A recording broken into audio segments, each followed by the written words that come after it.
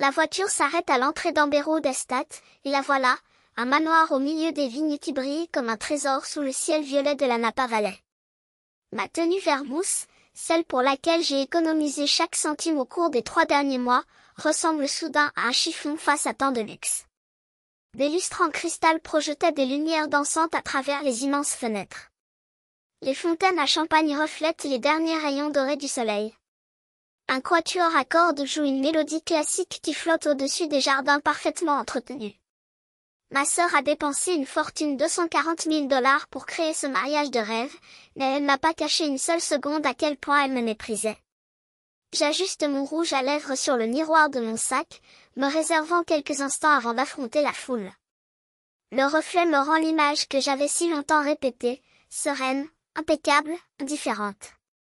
C'est le masque que j'ai perfectionné au fil des années, après chaque commentaire empoisonné, chaque trahison déguisée en plaisanterie.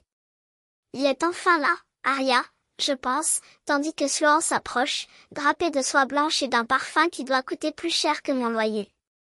Son sourire est impeccable, mais ses yeux sont comme 2 blocs de glace. À 29 ans, ma plus jeune sœur maîtrise l'art du jeu d'acteur, surtout lorsqu'il y a un public. Ici, elle annonce, d'une voix trop douce pour être sincère, à un petit groupe d'invités, les gars, voici ma sœur Aria. Ma sœur éternellement célibataire. Des rires polis résonnent partout. Une femme plus âgée me regarde avec pitié et quelque chose en moi se contracte. Elle a toujours été très dévouée à sa carrière, ajoute Sloan, dans un murmure théâtral qui traverse 3 tables. Certaines femmes ne sont tout simplement pas nées pour l'amour. J'avale la réponse acide qui monte dans ma gorge et me force à sourire. Félicitations, Sloan. Tout est beau. L'hôtesse me guide jusqu'à ma place, la table 14, serrée contre les portes de la cuisine, où les serveurs se précipitent comme des fourmis paniquées. À chaque va-et-vient, ma chaise tremble, faisant vaciller le vin dans le verre comme ma patience. Je regarde mes compagnons de table, 3 célibataires aussi mal à l'aise que moi, et la grand-tante Martha, dont les aides auditives bipent de temps en temps. Fille, crie-t-elle, sa voix coupe l'air comme un couteau, l'horloge ne s'arrête pas. Je bois une longue gorgée de vin, ignorant la question non posée. De l'autre côté de la pièce, Sloan règne à la table d'honneur, radieuse dans sa robe de créateur. Notre père, Charles, est à ses côtés, évitant mon regard lorsque j'essaie de croiser le sien. Ma mère me lance un regard coupable avant de détourner le regard, trop vite. Un serveur se cogne violemment contre ma chaise. Je tiens le verre et je me souviens de l'adolescent Sloan qui a volé mon rendez-vous de bal Jason Miller, le quarterback aux yeux bienveillants pendant que nos parents disaient, peu importe, Aria. Tu sais comment elle est. Et je savais.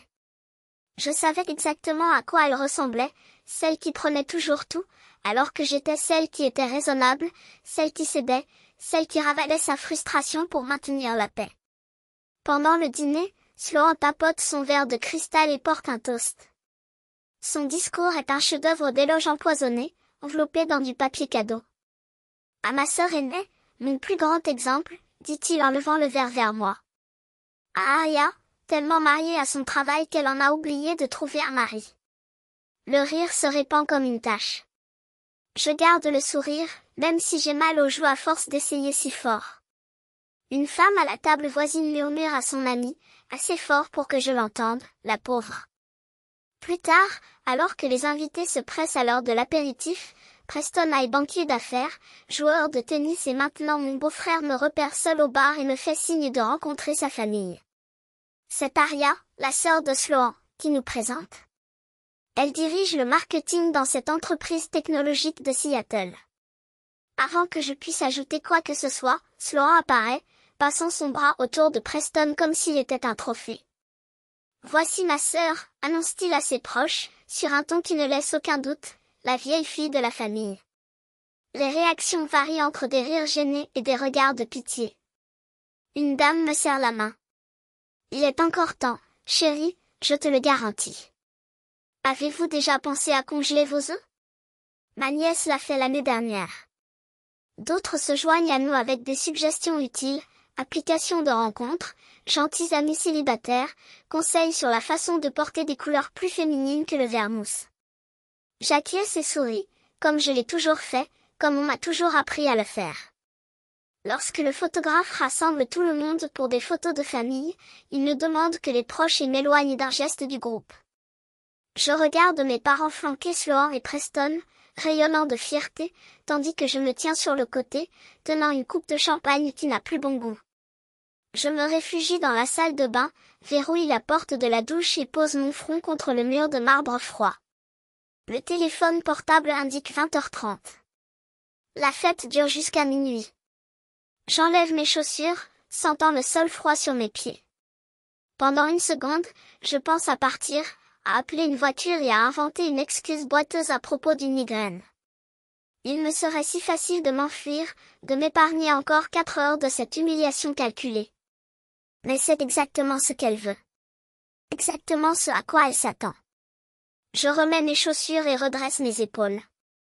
Encore une heure, je me le promets. Puis je disparais. Je me dirige à nouveau vers la salle de bain lorsque j'entends le rire de Sloan, aigu et faux, venant d'un coin éloigné du hall principal. La voix me paralyse. As-tu vu cette robe? Son discours porte, même dans un murmure forcé. Elle pense que le verre la flatte. On dirait une plante fanée. Les demoiselles d'honneur rient, un cœur d'approbation que je connais depuis des années. Et attendez juste que ce soit l'heure du bouquet, poursuit-elle.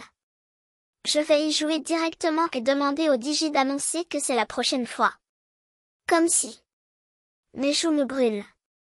Je m'appuie contre le mur, devenant invisible dans l'ombre du couloir. Vous êtes cruel, dit l'un des amis, mais le ton à l'admiration et non la désapprobation. Je me suis assuré qu'aucun cousin qui l'aimait ne s'approchait d'elle, se vante fièrement Sloan. As-tu vu où je l'ai mis? À la table des rejetés. C'est inestimable. La blessure s'aggrave lorsque je vois l'organisateur de la fête passer avec un tas de marque-place. Je lui tiens le bras, peut-être avec plus de force que nécessaire. Désolé, je murmure. Y a-t-il eu des changements dans les sièges? Jennifer sait ce que dit sa carte d'identité, regarde nerveusement autour d'elle. Je ne devrais pas parler, mais... Elle sort une carte froissée de son dossier.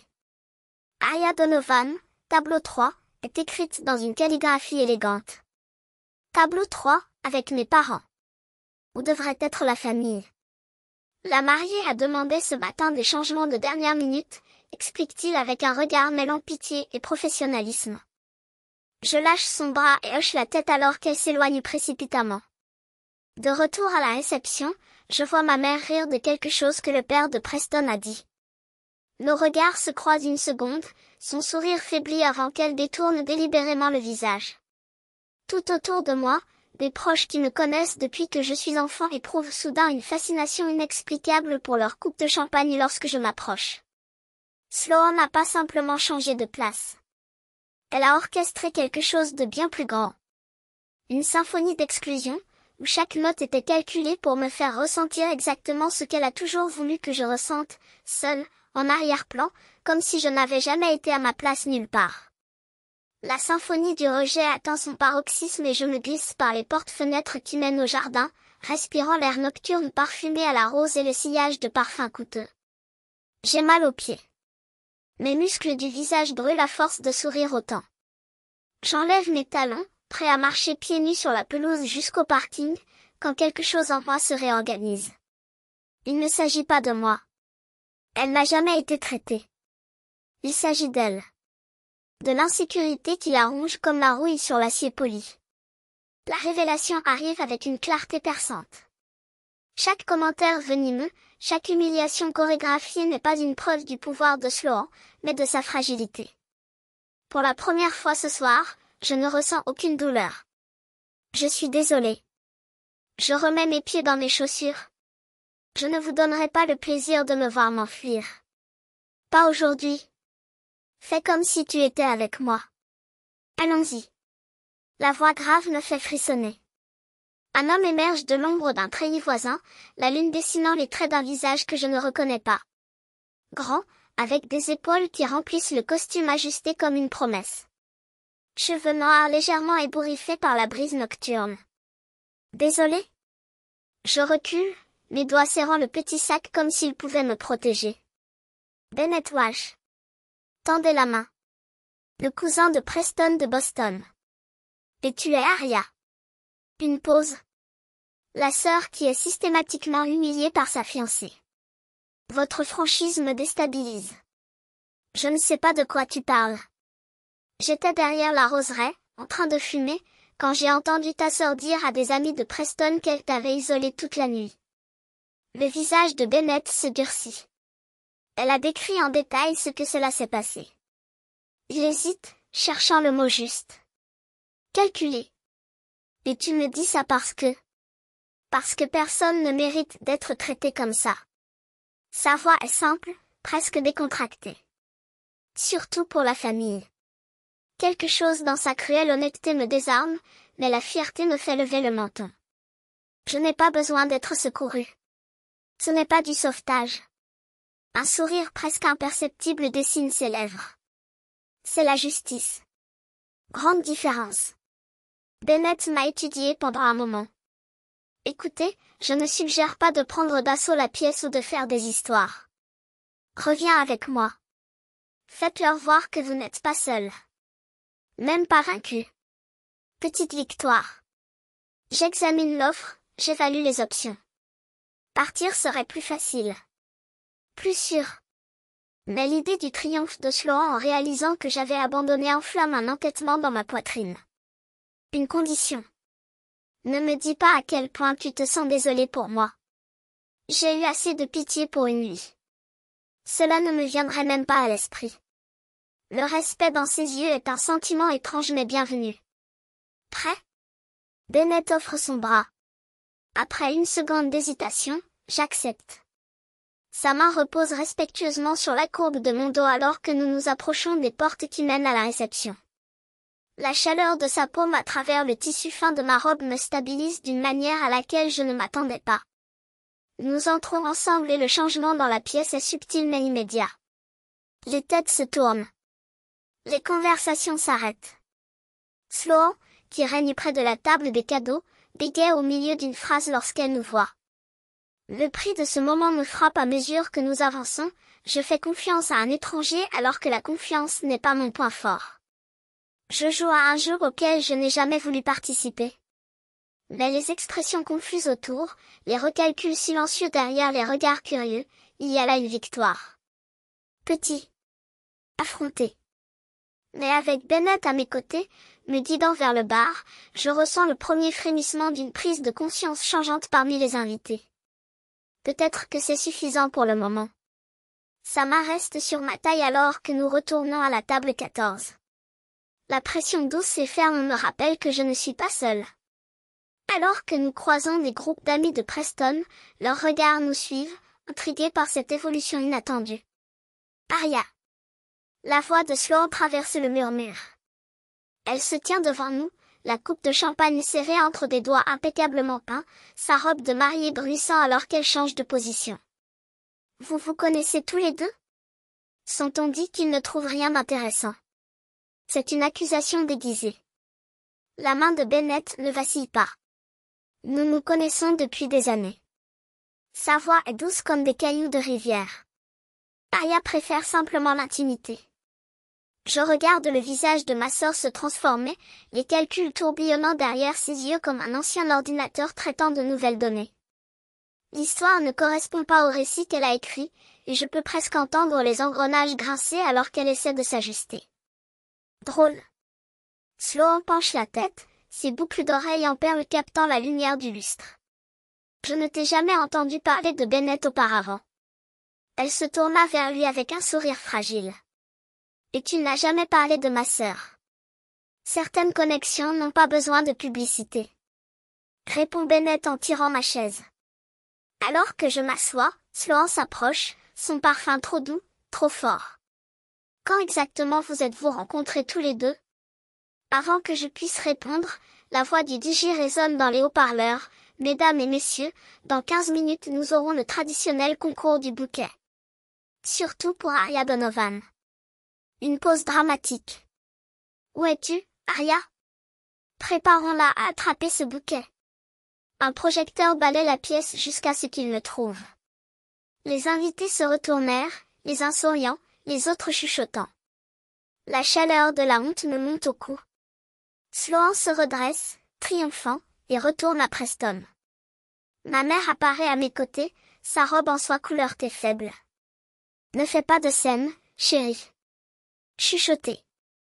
C'est son jour. Après 33 ans, je connais le scénario par cœur, avaler l'humiliation. Garder la paix. Être raisonnable. Je ne le ferai pas, maman. Je ne lève pas les yeux. Elle me serre l'épaule et disparaît à la table familiale. Ta mère a l'air inquiète. Bennett regarde, d'une voix suffisamment basse pour que moi seule puisse l'entendre. Elle s'inquiète toujours des mauvaises choses? Je réponds, surpris par ma propre franchise. Il se penche. Parlez-moi de votre travail à Seattle. Stratégie marketing, non? La question est une bouée de sauvetage. Dans les 10 prochaines minutes, nous parlons de campagne numérique, de positionnement de marque. Bennett pose des questions intelligentes sur la segmentation du marché. Je partage des anecdotes sur des clients difficiles. La conversation se déroule sans les pauses inconfortables qui ont souvent mes conversations avec des inconnus. Cette approche analytique est brillante. Il commente après avoir décrit une campagne particulièrement réussie. La plupart des entreprises utilisent encore des mesures obsolètes. Une femme d'une 60aine d'années se tient près de notre table, ses cheveux argentés tirés en un chignon élégant. Bennett, chérie. Elle dit, vas-tu me présenter ton amie? Madame Hathaway. Bennett se lève. C'est Aria Donovan. Aria Eleanor Hathaway. Corrige-t-elle en m'attirant dans une légère étreinte au lieu d'une poignée de main. N'importe quel ami de Bennett est un de mes amis. Ses yeux brillent d'une véritable chaleur. Depuis combien de temps vous connaissez-vous? La question reste entre nous. Un essai. Nous nous sommes reconnectés récemment. Les mots sortent facilement. Ce n'est pas exactement un mensonge. Pas exactement la vérité. C'était inattendu, mais au bon moment. Madame Hathaway me tapote le bras. Les meilleures choses le sont généralement, ma chère. Alors qu'il s'éloigne, 2 autres proches de Preston s'approchent. Alors, eux? L'air semble chargé d'attente, comme si la pièce elle-même retenait son souffle. Tous les regards sont tournés vers nous, certains curieux, d'autres amusés, encore peu sceptiques. Mais cela n'a pas d'importance. Parce que, pour la première fois ce soir, je sens le poids du choix entre mes mains. Et je choisis de ne pas reculer. Je lève le menton, mes doigts agrippant fermement les tiges des fleurs. Un pas en avant. Puis un autre. La robe émeraude bouge avec fluidité autour de moi, comme si elle savait ce qui allait se passer. Le chemin vers Bennett semble s'ouvrir tout seul, les gens s'écartant dans un geste presque respectueux. Il n'y a plus de place pour le doute. Il n'y a plus de place pour Sloan. Alors que je suis à quelques pas de lui, Bennett me tend la main. Non pas comme une invitation, mais comme une certitude. Ses doigts se referment autour des miens avec un naturel qui fait battre mon cœur plus vite. La jarretière, un détail de dentelle blanche qui devrait être ridicule, est suspendue entre nous, mais aucun de nous ne la regarde. Nos yeux sont fermés et quelque chose passe entre nous, une entente silencieuse, une promesse tacite. La musique démarre avant même que nous atteignions le centre de la piste de danse. Une valse lente et élégante qui semble avoir été choisie rien que pour nous. Bennett pose une main sur ma taille, l'autre toujours liée à la mienne, et me guide avec une précision qui ne laisse aucune place à l'hésitation. Nous ne sommes plus 2 inconnus improvisant une farce. Nous sommes un duo. Et pour la première fois, le spectacle n'est réservé qu'à nous-mêmes. Vous avez un timing impeccable, je murmure, si bas que lui seul peut entendre. Les coins de sa bouche se relèvent, mais il ne répond pas. Ce n'est pas nécessaire. Votre contact en dit long, je vous avais prévenu que je ne vous laisserais pas tomber. Du coin de l'œil, je vois Sloan. Elle est immobile, les mains serrées le long du corps, les lèvres pincées en une fine ligne. Preston lui murmure quelque chose à l'oreille, mais elle cligne à peine des yeux. Son regard brûle, mais pas en moi, en nous. Et pour la première fois, je comprends ce que c'est que d'avoir le contrôle d'un récit qu'elle pensait être toujours le sien. Les invités commencent à applaudir. Ce n'est pas le genre d'applaudissement poli et obligatoire. C'est spontané. Authentique. Quelqu'un crie, enfin, et des rires résonnent dans toute la pièce. Même la grand-mère de Preston, cette force de la nature avec son collier de perles et ses yeux perçants, hoche la tête en signe d'approbation. Bennett me fait tourner doucement et pendant une seconde, le monde tourne avec nous. Lorsque nous revenons à la position de départ, il se penche, ses lèvres effleurant presque mon oreille. Ils cherchent tous, murmure-t-il. Mais tu n'as pas à t'inquiéter pour ça. Je sais, je réponds, parce que c'est vrai. Parce que du coup je ne joue plus de rôle. Je le vis. Et la différence est tout. La salle avec des rires doux et des promesses murmurées, alors que les lumières dorées se répandent sur nous comme du miel chaud. Bennett me rapproche à nouveau, ses doigts entrelacés avec les miens avec un naturel qui ne me surprend plus. « Tu vas bien ?» demande-t-il, et ce n'est pas une question vide de sens. C'est le genre de question qui pèse sur quelqu'un qui connaît déjà la réponse, mais qui veut quand même l'entendre. Mieux que bien, je réponds, et c'est vrai. Parce que quelque chose en moi s'est réorganisé aujourd'hui. Ce n'était pas un claquement de doigts, ce n'était pas un cri, c'était silencieux, comme l'éclosion d'une fleur qui comprend enfin qu'elle n'a pas besoin de rivaliser avec le soleil pour briller. Sloan nous regarde de l'autre côté de la pièce, sa robe blanche maintenant tachée de l'ombre de sa propre frustration. Il n'y a plus de triomphe dans ses yeux, juste le reflet déformé d'une femme qui a passé sa vie à mesurer sa valeur à l'ampleur des fissures qu'elle pouvait ouvrir chez les autres. Preston la conduit doucement vers les derniers invités, sa main posée sur son dos, mais elle bouge comme si elle était entraînée par une chaîne invisible, une chaîne qui l'attache à la version d'elle-même qu'elle a créée il y a si longtemps. Ma mère revient, cette fois sans excuse, sans justification. Ses yeux sont humides, mais pas à cause de larmes faciles.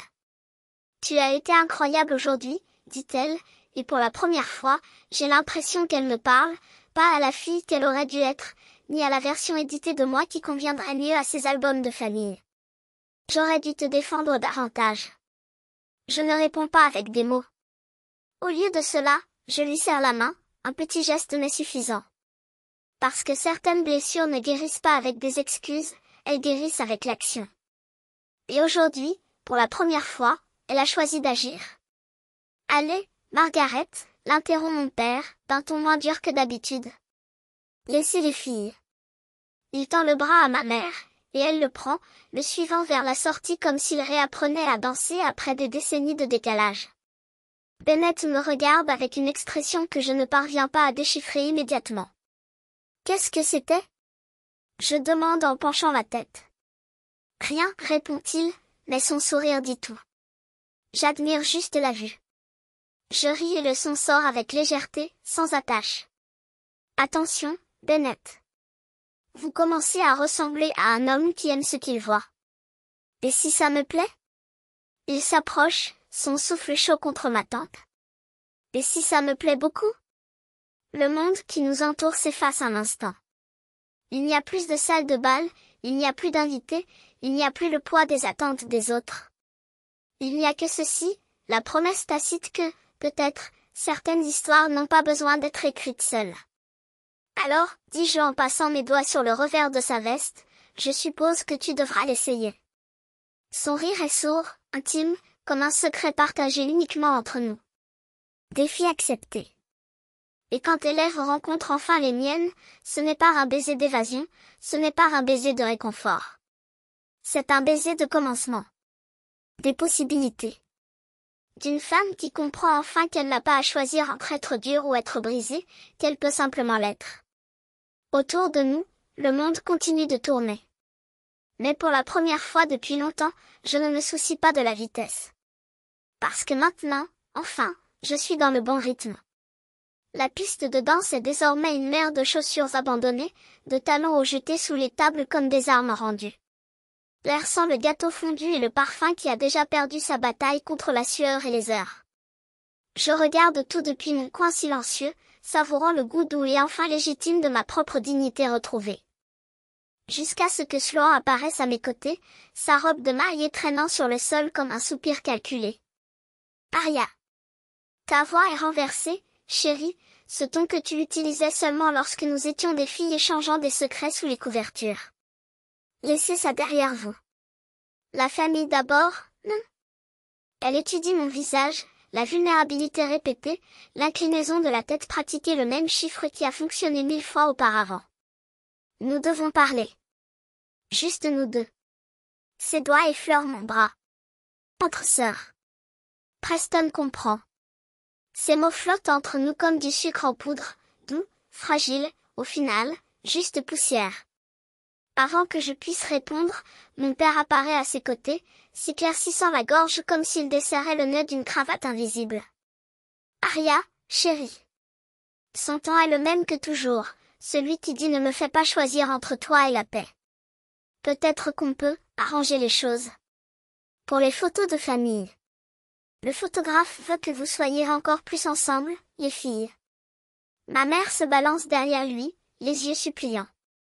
Pardonne-lui, murmure-t-il. Tu sais comment elle est. Et je sais. J'en sais trop. Le poids des attentes retombe sur mes épaules comme un manteau que je porte depuis trop longtemps. Les proches regardent depuis les tables voisines, leur attention étant une pression physique. Arya va-t-elle faire scandale? Va-t-elle gâcher la nuit parfaite de Sloan? 20 ans de conditionnement me poussent vers la voie de la moindre résistance. Jusqu'à ce que la voix de l'organisateur coupe la tension comme un couteau. Mesdames et messieurs, la dernière danse de la soirée commence dans 5 minutes. Les doigts de Sloan se referment autour de mon poignet. Il vient. Il nous faut des photos de nos sœurs avant que Bennett ne t'emmène. Bennett. Ses pensées sont ancrées, mais ses yeux sont tournés vers la pièce, plongé dans une conversation avec le père de Preston, quelque chose qui ressemble plus à un interrogatoire commercial qu'à une salutation. Nos regards se croisent une seconde, plein d'excuses, avant qu'il se concentre à nouveau sur l'homme en face de lui. Timing parfait, murmure Sloan en suivant mon regard. Allons-y pendant qu'il est occupé. Elle m'entraîne vers le photographe, qui nous positionne sur un fond de lumière scintillante. Sloan passe son bras autour de ma taille, son sourire aussi éclatant que les ampoules autour de nous. Cliquez. Un autre, ordonne-t-elle. Plus près cette fois. Et je sens le vieux schéma m'engloutir à nouveau, s'adapter, apaiser, disparaître. Jusqu'à ce que quelque chose en moi se solidifie, comme de la glace se formant sur un lac. Je suis content de prendre une photo, dis-je d'une voix basse mais ferme. Ensuite, je dois trouver mon compagnon. Le sourire de Sloan faiblit. Mais nous n'avions pratiquement aucune photo de sœur. Dernière danse de la soirée, tout le monde. L'annonce du DJ résonne dans la salle. Je me retourne au milieu d'une phrase, mon cœur battant si fort qu'il couvre presque le bruit de mes chaussures qui se battent sur le sol. Les couples se dirigent vers la piste de danse. Pendant un moment, je reste immobile, incertain. Jusqu'à ce que Bennett soit là. Sa main tendue, comme sollicitée par le désir même que je n'osais pas exprimer. Puis-je? Le soulagement m'envahit.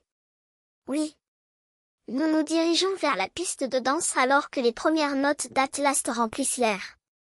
Sloan essaie de nous suivre, mais la foule se referme autour de nous comme de l'eau. Du coin de l'œil, je vois la grand-mère de Preston, une femme imposante avec 8 décennies d'autorité dans les os, intercepter ma sœur avec un geste ferme et ce qui semble être une conversation urgente. La main de Bennett se pose sur ma taille, chaude et ferme. Je l'ai vu venir vers toi, murmure-t-il. Je pensais que tu voulais peut-être trouver une issue. Comment le saviez-vous? Ses yeux se plissent au coin. J'ai immédiatement reconnu les modèles. Ma mère a fait la même chose avec ma tante. Compétitif, manipulateur, ayant toujours besoin d'être au centre. La révélation me frappe comme un souffle. Alors, ce n'était pas juste de la chance? Il secoue la tête. J'ai vu comment elle t'a traité dès ton arrivée. La place à table, le bouquet, des classiques de ceux qui se construisent en démolissant les autres. Nous nous tournons lentement, les autres couples devenant des taches floues autour de nous. Je pensais que tu me sauvais, je l'avoue. Non. Sa voix descend plus bas. C'était une alliance, pas une rançon. Vous répondiez à ces tactiques avec une grâce que peu de gens auraient. Tout ce que j'avais à faire, c'était de témoigner. À reconnaître. La gorge se serre. Toute la nuit, j'ai cru que Bennett me protégeait. Mais il était à mes côtés. Une différence cruciale que je comprends seulement maintenant. Regardez autour de vous, dit-il. Je fais ça. Le vidéaste nous filme de loin, la caméra s'attardant sur nous.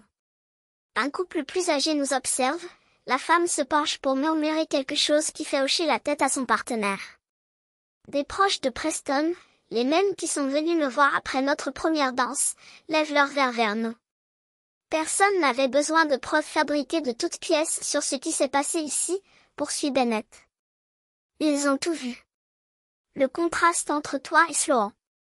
Comme ses mouvements étaient transparents. La vérité parle d'elle-même. Par des actions. Mais la chanson se termine.